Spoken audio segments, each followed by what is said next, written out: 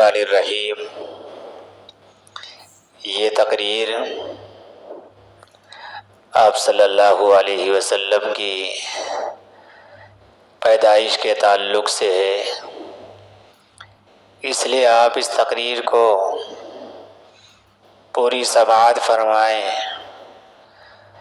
تاکہ آپ صلی اللہ علیہ وسلم کی زندگی کے بارے میں ہمیں معلومات ہو جائے۔ اگر آپ اس کو غور سے سنیں گے تو انشاءاللہ آپ صلی اللہ علیہ وسلم کی زندگی کے بارے میں آپ بخوبی واقف ہو جائیں گے، اس لیے اس کو غور سے سنیں۔ حضرات گرامی، اسلامی مہینوں کے اعتبار سے یہ ربیع الاول کا مہینہ کہلاتا ہے۔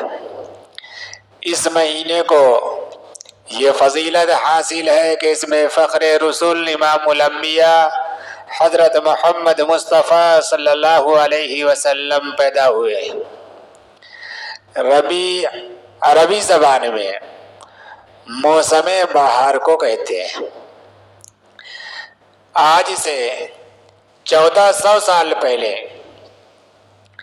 عرب کی ویران وادی میں بہار آئی تھی۔ بی بی آمنہ کے آنگن میں ایک سدا بہار پھول کھلا تھا جس کی مہک اور خوشبو سے ساری کائنات معطر ہو گئی۔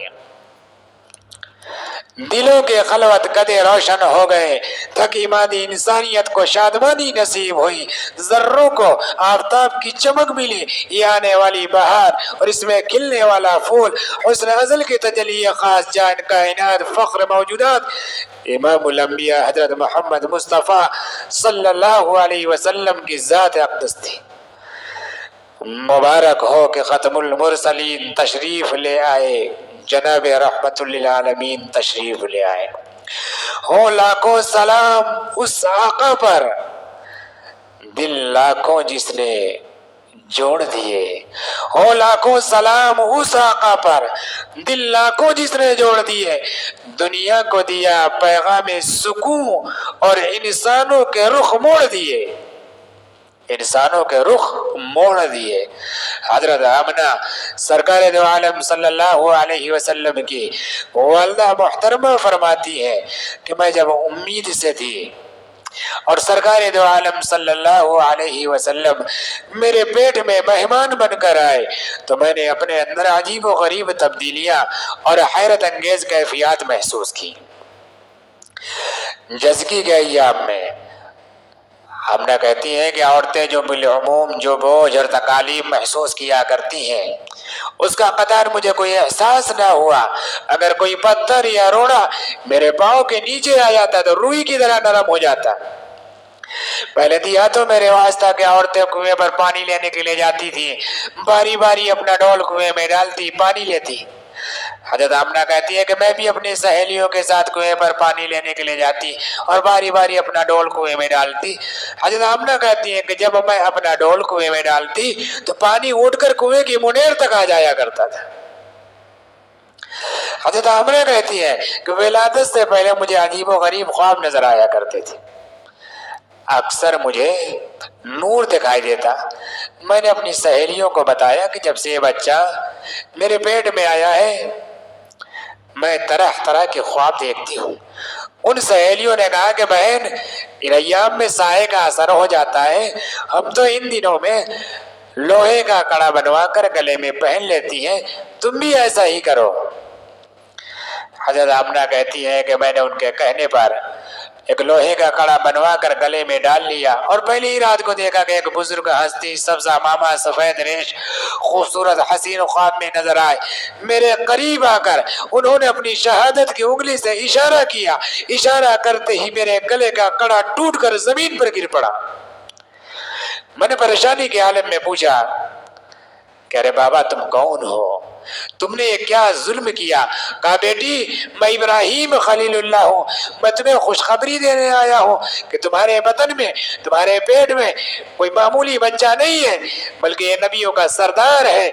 ہماری غیرت نے گوارا نہ کیا کہ ہماری بیٹی بھی بت پرستی کا شکار ہو جائے۔ بیٹی تیرے بدن میں وہ مقدس ہستی ہے جو شرک و بدعت، فسق و فجور، ظلم ستم کے کڑے کو توڑے گا، اور جب یہ دنیا میں آئیں گے تو حق کا بول بالا ہوگا۔ حضرت آمنہ کہتی ہیں کہ ایام حمل میں مجھ سے خوشبو آیا کرتی تھی۔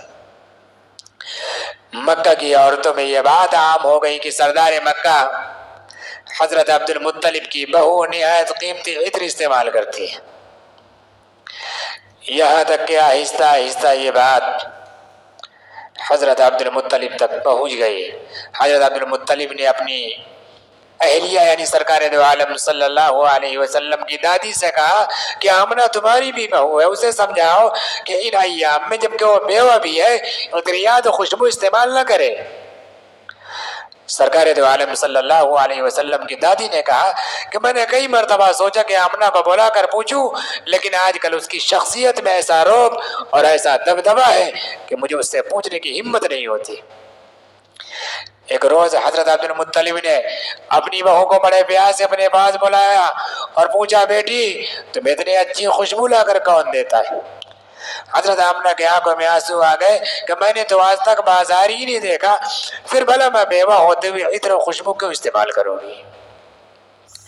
حضرت آمنہ کہتی ہے کہ آپ خوشبو کی بات کرتے ہیں، ان ایام میں ان دنوں میں جو کچھ بھی میں دیکھتی ہوں اگر میں آپ سے بیان کر دوں تو آپ مجھے پاگل اور دیوانی قرار دیں گے۔ جب میں دھوپ میں چلتی ہوں تو بادل مجھ پر سایہ کرتے ہیں، جب میں پہاڑوں کے پاس سے گزرتی ہوں تو مجھ سے ہم کلام ہوتے ہیں، جب دیواروں کے پاس سے گزرتی ہوں تو مجھ سے باتیں کرتی ہے، جب درختوں کے پاس سے گزرتی ہوں تو شاخیں جھک کر تعظیم کرتی ہے، جب چاند پر نظر ڈالتی ہوں تو چاند آداب بجا لاتا ہے، جب بیت اللہ کے پاس سے گزرتی ہوں تو مجھے خوشخبری سناتا ہے۔ انتہا ہے کہ جوں جوں میرے سہاگ کے نشانی کے ولادت کے دن قریب آ رہے، میں جہاں تھونکتی ہوں وہاں سے بھی خوشبو کی مہک آتی ہے۔ سرور کائنات صلی اللہ علیہ وسلم کی تاریخ پیدائش کے سلسلے میں علماء کے 3 قول ہیں، بعض نے 8، بعض نے 9، بعض نے 12 ربیع الاول کی تاریخ بیان فرمائی، مگر محقق علماء کا اتفاق 12 ربیع الاول ہی پر ہے کہ آپ کی ولادت باسعادت پیر کے دن صبح کے وقت ہوئی۔ حضرت آمنہ کہتی ہیں کہ ولادت کے بعد میں نے اپنے بیٹے کو دیکھنا چاہا جیسا کہ ہر عورت کی تمنا ہوتی ہے، تو میں دیکھ کر حیران رہ گئی کہ میرا نور نظر، میرا لخت جگر سجدے کی حالت میں پڑا تھا۔ اسی طریقے سے سرور کائنات صلی اللہ علیہ وسلم نے پہلے ہی دن سے عالم انسانیت کو یہ سبق دیا کہ سب سے بڑی ذات حق تعالیٰ کی ہے، وہی خالق ہے، وہی مالک ہے، وہی بندگی کے لائق ہے، اور اسی کے سامنے بندے کا سر جھکنا چاہیے۔ عرب کے دستور کے مطابق شرفائے عرب اپنے چھوٹے بچوں کو دیہات میں بھیج دیتے تھے تاکہ وہ کھلی فضا میں نشوونما کے علاوہ عرب کی فطری خصوصیات سے مالا مال ہو سکے، خاص طور پر ان میں فصاحت و بلاغت اور شجاعت پیدا ہو۔ چنانچہ قبائل عرب سے سال میں 2 مرتبہ عورتیں مکہ آتی اور کھاتے پیتے گھرانوں سے بچوں کو لے جاتی تھی۔ چنانچہ عرب کے اس دستور کے مطابق شیرخوار بچے شہر سے لینے کے لیے عورتوں کا ایک قافلہ روانہ ہوا، ان میں خوش نصیب خاتون دائی حلیمہ بھی تھی۔ وہ فرماتی ہیں کہ میں اپنے شوہر حارث کے ہمراہ روانہ ہوئی، میری اونٹنی کمزور مریل تھی جبکہ ایک لاغر گدھی بھی میرے ساتھ تھی، اونٹنی ایک قطرہ دودھ نہ دیتی تھی، یہی وجہ تھی کہ بچہ ساری رات بلبلاتا۔ سرکار دو عالم صلی اللہ علیہ وسلم کو تمام عورتوں نے دیکھا مگر یتیم ہونے کی بنا پر کسی نے قبول نہ کیا۔ کس کا باپ نہیں ہے تو انعام کون دے گا، اس سے کیا ملے گا؟ لوگ ان تمام دودھ پلانے والی عورتوں کو کوستے ہیں کہ انہوں نے سرکار دو عالم صلی اللہ علیہ وسلم کو قبول نہیں کیا۔ آج تاریخ میں ان عورتوں کا کوئی نام موجود نہیں ہے، اگر ان عورتوں میں تاریخ میں کسی کا نام موجود ہے تو صرف ایک ہی خاتون ہے، وہ حلیمہ سعدیہ رضی اللہ عنہ۔ عنہا ہے۔ حضرت حلیمہ سعدیہ مکہ دیر سے پہنچی، تمام عورتوں نے کھاتے پیتے گھرانے کے بچے لے لیے، اب ایک ہی بچہ رہ گیا تھا، وہ تھا حضرت آمنہ کا در یتیم۔ حضرت حلیمہ نے اپنے شوہر سے مشورہ کیا کہ خالی ہاتھ جانا مناسب نہیں، کیوں نہ اس یتیم بچے کو لے چلے، شاید اللہ تعالیٰ اسی کی بدولت ہمیں برکت دے۔ یہ فیصلہ کر کے حضرت حلیمہ در مصطفیٰ صلی اللہ علیہ وسلم پر پہنچی اور حضرت آمنہ سے پوچھا بچہ ہے؟ حضرت آمنہ کی آنکھوں میں آنسو آ گئے کہ کاش اس کا باپ زندہ ہوتا۔ فرمایا بچہ تو ہے لیکن تم لوگ ہی نہیں۔ کہا کیوں؟ کہا اس لیے کہ وہ یتیم ہے اور کئی عورتیں اس کو چھوڑ گئی۔ حضرت حلیمہ کہتی ہیں کہ میں اس یتیمی کو لینے آئی ہوں، ذرا بچہ تو دکھاؤ۔ حضرت حلیمہ شہادت دیتی ہے کہ جس کمرے میں سرکار دو عالم صلی اللہ علیہ وسلم لیٹے ہوئے تھے، جب میں اس میں داخل ہوئی تو خوشبو کا ایک ایسا جھونکا آیا کہ مجھے محسوس ہوا کہ جیسے جنت کے دروازے کھل گئے ہوں۔ نبی کریم صلی اللہ علیہ وسلم سفید کپڑے میں لیٹے ہوئے تھے۔ حلیمہ کہتی ہیں کہ میں نے کہا بہن میں نے ایسی خوبصورت دلکش صورت پوری زندگی میں نہیں دیکھی۔ پھر حلیمہ کہتی ہے کہ میں نے آپ کے سینے پر ہاتھ پھیرا، آپ نے بند آنکھیں مسکراہٹ کے ساتھ کھول دی۔ پھر کیا تھا کہ حضرت حلیمہ کی قسمت کے دریچے کھل گئے۔ حضرت حلیمہ کہتی ہے جو ہی میں نے آپ کو اپنی چھاتی سے لگایا تو میری سوکھی چھاتیوں میں دودھ اتر آیا۔ پھر آپ نے میرے داہنی طرف سے دودھ پیا، میری کوشش کے باوجود بائیں طرف سے دودھ نہیں پیا۔ حضرت حلیمہ آپ صلی اللہ علیہ وسلم جتنے دن حلیمہ سعدیہ کے پاس رہے ایک ہی طرف سے دودھ پیتے رہے۔ حضرت حلیمہ سعدیہ کہتی ہے میں بہت حیران تھی کہ آخر یہ بچہ ایک ہی طرف سے دودھ کیوں پیتا ہے، لیکن بعد میں اس کے برکات دے کر محسوس ہوا کہ یہ معمولی بچہ نہیں ہے، اللہ تعالیٰ نے اس کو علم دے رکھا ہے کہ تیرے علاوہ تیرا رضائی بھائی بھی دودھ پینے والا ہے۔ اس طرح سرور کائنات صلی اللہ علیہ وسلم نے پہلے ہی دن سے عدل کی روایت قائم کر دی تاکہ پوری دنیا میں عدل انصاف کے ڈنکے بجتے رہے۔ حضرت حلیمہ سرکار دو عالم صلی اللہ علیہ وسلم کو لے کر اپنے خیمہ میں آ گئے۔ شام کو ان کے شوہر حارث اونٹنی کا دودھ دوہنے کے لیے اٹھے تو یہ دیکھ کر ان کی خوشی کی انتہا نہ رہی، انہوں نے پکار کر کہا کہ حلیمہ ہمارے دن پھر گئے، ہماری قسمت جاگ اٹھی، یہ بچہ تو واقعی برکت اور سعادتوں والا نکلا۔ حضرت حلیمہ ان کے شوہر کہتے ہیں کہ ہم سب نے سیر ہو کر دودھ پیا، آج ہماری زندگی کی پہلی رات تھی جو ہم نے سو کر گزاری، ہمارا وہ بچہ جو ساری ساری رات ہمیں جگایا کرتا تھا آج وہ بھی پرسکون تھا۔ کتنی خوش نصیب تھی وہ دائی حلیمہ جن کی جھولی میں دونوں جہاں کی دولت آئی۔ سیدہ حلیمہ کی زندگی میں انقلاب آ گیا، ویران زندگی میں بہار آ گئی، اس لیے کہ حضرت حلیمہ کی جھولی میں جان بہار آ گئی۔ 3 دن کے قیام کے بعد حضرت حلیمہ سرکار دو عالم صلی اللہ علیہ وسلم کو لے کر اپنے گھر روانہ ہوئی۔ ایک روایت کے مطابق اونٹنی پر حلیمہ ان کے شوہر سوار ہوئے، بیچ میں نبی کریم صلی اللہ علیہ وسلم کو بیٹھایا گیا تو اونٹنی بہت کوشش کے باوجود نہیں اٹھی۔ حلیمہ نے جب یہ منظر دیکھا تو کہا یہ بچہ حارث سے بچہ اتنا عظیم جلیل القدر ہے کہ اللہ کو ہمارا یہ کام پسند نہیں آیا کیونکہ اس کی طرف تمہاری پیٹھ ہو رہی ہے۔ اب حارث نے نبی کریم صلی اللہ علیہ وسلم کو آگے بیٹھایا، اب اونٹنی فوراً کھڑی ہو گئی۔ پہلے اونٹنی سست رفتار تھی، اب بہترین رفتار ہو گئی۔ ایک روایت کے مطابق حضرت حلیمہ کی سواری نے مکہ کی گلیوں میں چکر لگایا، جو ہی اونٹنی کعبۃ اللہ کے پاس پہنچی اس نے 3 سجدے کیے اور آسمان کی طرف سر اٹھایا اور چل دیا۔ پہلے اونٹنی سست رفتار تھی، بہترین رفتار ہو گئی، تیز رفتار ہو گئی۔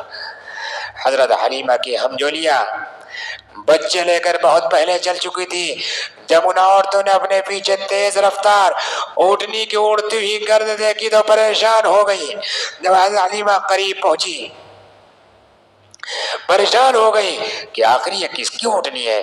جب حضرت حلیمہ قریب پہنچی تو کہا اے حلیمہ کیا سواری بدل لی ہے؟ حلیمہ سعدیہ نے کہا کہ سواری نہیں بدلی، سوار بدلا ہے۔ سواری نہیں بدلی، سوار بدلا ہے۔ یہ کونین کا ایسا شہ سوار تھا کہ جس سواری پر بیٹھا وہ سواری فضیلت پا گئی، اور سب سے پہلے چلنے والی سواریوں کو چھوڑ کر ان سے پہلے ہی منزل مقصود تک پہنچ گئی۔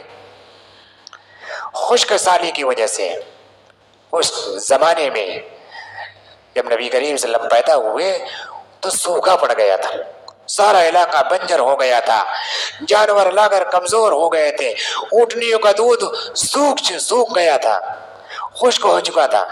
لیکن نبی آخر الزماں صلی اللہ علیہ وسلم کی وجود کی برکت سے حضرت حلیمہ کی ساری زمینیں سر سبز شاداب ہو گئی، بارش اور پانی کے بغیر گھاس اگنے لگی، سبزہ رنگ دکھانے لگا، سبزہ رنگ دکھائی دینے لگا۔ لوگ یہ سبھی دیکھ کر حضرت حلیمہ کی قسمت پر رشک کرنے لگے اور اپنی بچیوں کے ریوڑ وہی، اپنی بکریوں کے ریوڑ وہی بھیجتے جہاں حضرت حلیمہ کی بکریاں چرتی۔ لیکن خدا کی شان دیکھیے کہ تمام کی تمام بکریاں ویسے کی ویسے ہی واپس آ جاتی، جبکہ حضرت حلیمہ کی بکریاں سیر ہو کر آتی، ان کے دودھ سے گھر کے سارے برتن بھر جاتے۔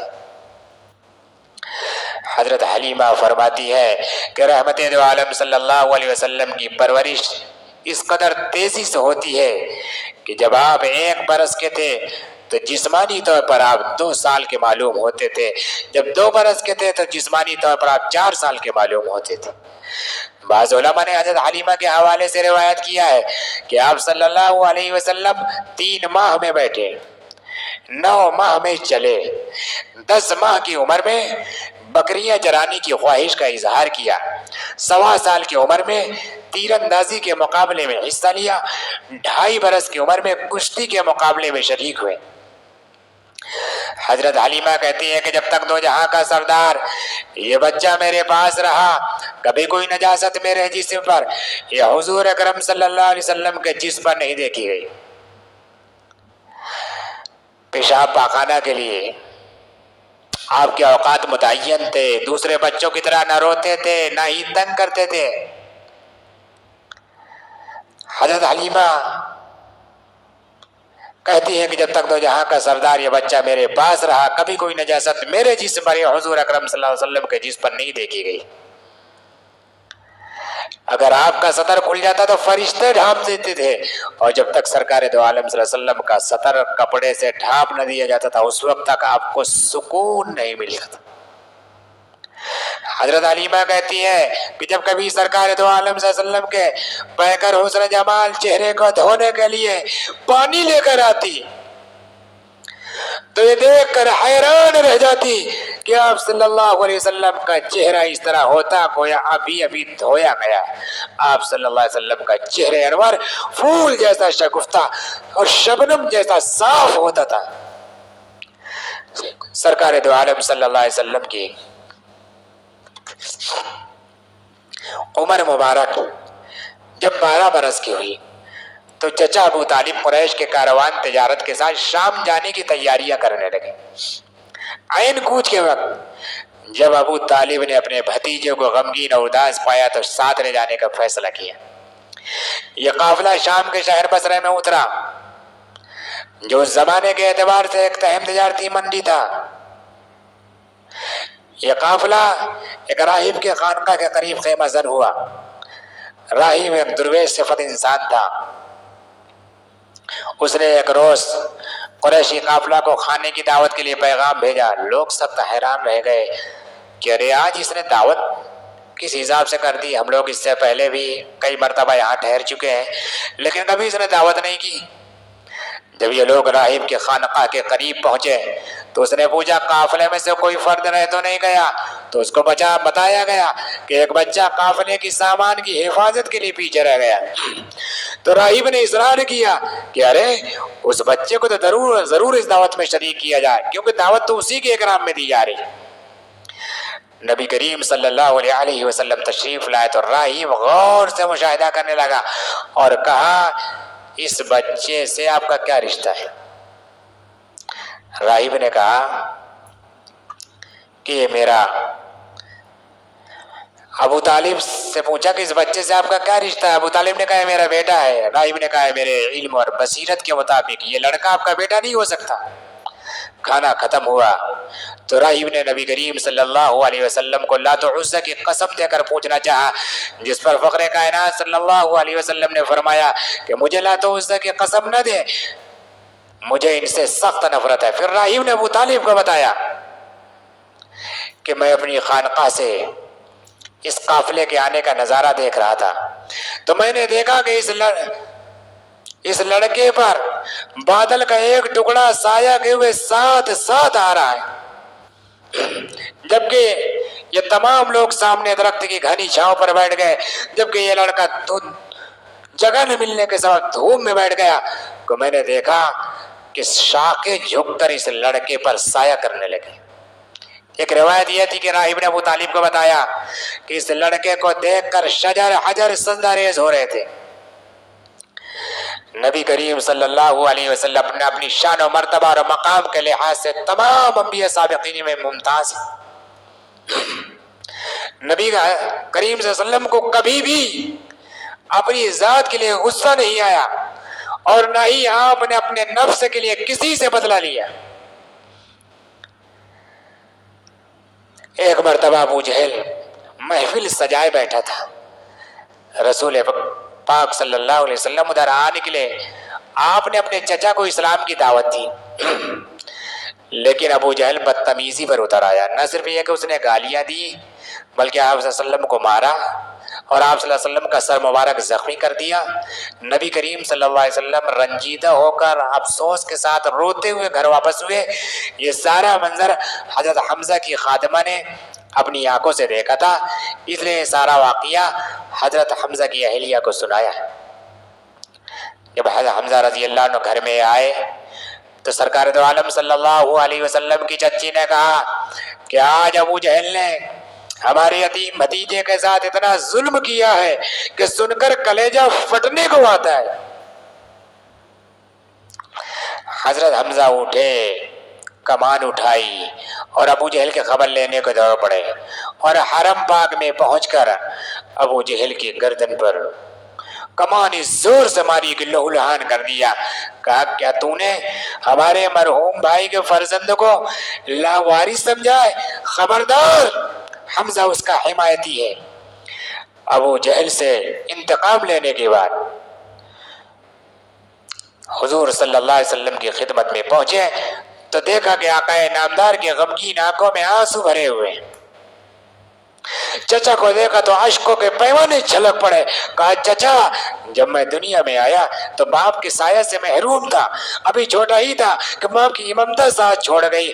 جب سن شعور کو پہنچا تو دادا انتقال کر گئے۔ اب اپنی قوم دشمن ہو گئی ہے، اب اپنی قوم دشمن ہو گئی ہے، کل تک پیار کرنے والے خون کے پیاسے ہو رہے۔ حمزہ بولے بھتیجے غم نہ کر، جس مرد ابو جہل نے آپ کا سر زخمی کیا ہے ابھی میں اس کا سر پھوڑ کر آیا ہوں، اب تو خوش ہو جا، میں نے بدلہ لے کر حساب برابر کر دیا۔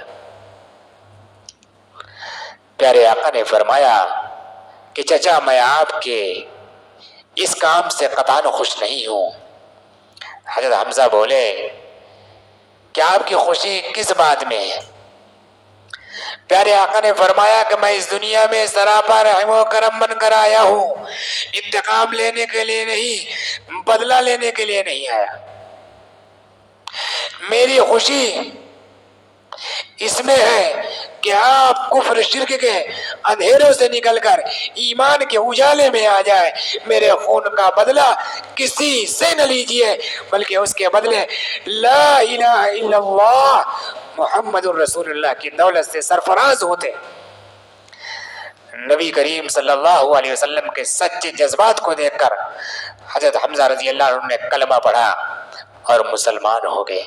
نبی کریم صلی اللہ علیہ وسلم کا اخلاق کتنا عظیم تھا کہ اپنی تکلیف کے بدلے دشمن کی تکلیف کو پسند نہ فرمایا، البتہ اس بات کو اولیت دی کہ کسی کی آخرت سنور جائے اور وہ جنت کا حقدار ٹھہرے۔ اور ادھر ابو جہل سرور کائنات صلی اللہ علیہ وسلم کو تکلیف پہنچانے میں کوئی کسر نہیں چھوڑی۔ آقا انعامدار صلی اللہ علیہ وسلم کی مقبولیت اور اسلام کی حقانیت اسے ہر وقت پریشان رکھتی۔ یہ واقعہ بتا کر میں اپنی بات کو ختم کرتا ہوں۔ ایک بار ابو جہل نے فخر دو عالم صلی اللہ علیہ وسلم کو ختم کرنے کی نعوذ باللہ ایک تدبیر سوچی۔ اس نے ایک گہرا کنواں کھودا اور اس کو اوپر کھجور کی ٹہنیاں رکھ دی اور اوپر مٹی ڈال کر زمین کے برابر کر دیا اور خود بیمار بن کے بیٹھ گیا، ڈھونگ بنا کے کہ میں بیمار ہوں، تاکہ رسول پاک صلی اللہ علیہ وسلم جب اسے دیکھنے کے لیے آئیں گے تو اس گڑھے میں گر جائیں گے۔ مارنے کی پلانی۔ ابو جہل کو آپ صلی اللہ علیہ وسلم کے اخلاق کا اتنا پکا علم تھا کہ جب میری بیماری کے بارے میں سنیں گے تو مجھے دیکھنے ضرور آئیں گے۔ اسی حساب سے اس نے مارنے کی پلاننگ کی تھی۔ آپ صلی اللہ علیہ وسلم جب اس گڑھے کے قریب پہنچے تو حضرت جبرائیل علیہ السلام تشریف لائے اور بتایا کہ یہ سازش تمہارے ساتھ ہے، یہ گڈھا کھودا گیا ہے اور اس کو کھجور کی ٹہنیاں رکھ دی گئی ہیں، مٹی سے برابر کر دیا گیا ہے تاکہ تم اس گڑھے میں گر جاؤ۔ آپ فوراً واپس ہوئے۔ ابو جہل کو افسوس ہوا کہ شکار ہاتھ سے نکل گیا، چنانچہ وہ گھبراہٹ میں نبی کریم صلی اللہ علیہ وسلم کو بلانے کے لیے دوڑا اور جلدی کی وجہ سے اپنے ہاتھ سے کھودے ہوئے کنویں میں خود گر گیا۔ اب یہاں سے ایک بات ملتی ہے کہ جو انسان دوسروں کو پریشان کرنا چاہتا ہے تو وہ جس کو پریشان کرنا چاہتا ہے وہ پریشان نہیں ہوتا بلکہ وہ خود پریشان ہو جاتا ہے۔ کسی کو جو انسان بے عزت کرنا چاہتا ہے، ذلیل کرنا چاہتا ہے، رسوا کرنا چاہتا ہے تو سامنے والا رسوا نہیں ہوگا بلکہ وہ خود بے عزت ہو جائے گا۔ جو انسان کسی کے لیے گڑھا کھودتا ہے تو وہ جس کے لیے گڑھا کھودتا ہے وہ اس گڑھے میں نہیں گرتا بلکہ خود گر جاتا ہے۔ ابو جہل گر گیا، اس کے حواریوں نے اسے نکالنے کے لیے کئی جتن کیے لیکن ناکام رہے۔ خدا کی شان کہ اس کنویں پر جو رسی ڈالی جاتی تھی وہ چھوٹی پڑ جاتی تھی یا ٹوٹ جاتی تھی۔ ابو جہل مایوس ہوا، اس کے دل نے گواہی دی کہ اس کائنات میں سوائے محمد کے مجھے اس کنویں سے کوئی نکال ہی نہیں سکتا۔ آپ صلی اللہ علیہ وسلم کے پاس پیغام بھیجا، آپ فوراً تشریف لے آئے اور فرمایا چچا تمہاری ساری تدبیریں ناکام ہو گئی، اگر میں تمہیں اس کنویں سے باہر نکال دوں تو آپ میرا حکم مان لیں گے؟ کہا ضرور، میں آپ کا حکم پڑھ لوں گا، آپ میری مشکل آسان کر دیں۔ پیارے آقا نے اپنا دست نبوت، اپنا مبارک نبوت والا ہاتھ اس کنویں میں ڈالا جو ابو جہل کے ہاتھوں تک پہنچ گیا۔ ابو جہل حیران رہ گیا کہ ارے یہ تو معمولی کنواں تھا۔ روایت میں ہے کہ اگر ابو جہل تحت الثری کے بستیوں میں بھی ہوتا تو آپ کا دست نبوت وہاں بھی پہنچ جاتا۔ آپ نے اپنے نبوت والے ہاتھوں سے اسے نکالا، کہا چچا جس طریقے سے میں نے آپ کو اس کنویں سے باہر نکالا ہوں اسی طریقے سے میں آپ کو فسق و فجور، شرک و بدعت اور جہنم کے گڑھے سے باہر نکالنا چاہتا ہوں۔ اے خدا کی ذات پر ایمان لا کر دوزخ کی آگ سے بچ جاؤ اور میرے آگوش رسالت میں آ جاؤ۔ لیکن بدبخت بولا بھتیجے تیرے جادوگر ہونے میں پہلے تو شک تھا، اب یقین ہو گیا کہ تو بہت بڑا جادوگر ہے۔ اللہ ہم سب کو نبی پاک صلی اللہ علیہ وسلم سے سچی الفت نصیب فرمائے، نبی کے طریقے